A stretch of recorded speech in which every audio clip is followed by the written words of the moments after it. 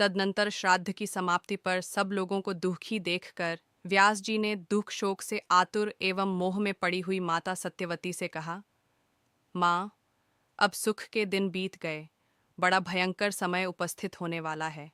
अब ऐसा भयंकर समय आएगा जिसमें सब ओर छल कपट और माया का बोलबाला होगा। संसार में अनेक प्रकार के दोष प्रकट होंगे और धर्म कर्म तथा सदाचार का लोप हो जाएगा। दुर्योधन आदि कौरवों के अन्याय से सारी पृथ्वी वीरों से शून्य हो जाएगी।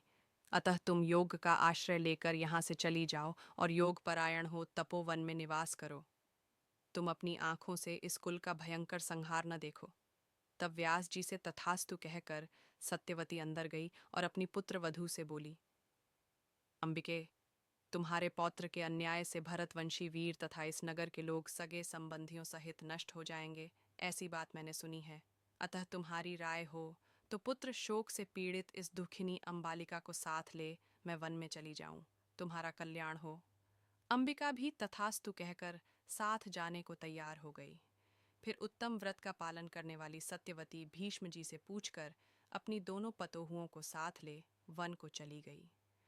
तब वे देवियां वन में अत्यंत घोर तपस्या करके शरीर त्याग कर अभीष्ट गति को प्राप्त हो गईं।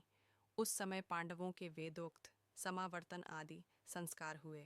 वे पिता के घर में नाना प्रकार के भोग भोगते हुए पलने और पुष्ट होने लगे। धृतराष्ट्र के पुत्रों के साथ सुखपूर्वक खेलते हुए वे सदा प्रसन्न रहते थे। सब प्रकार की बाल क्रीड़ाओं में अपने तेज से वे बढ़ चढ़कर सिद्ध होते थे।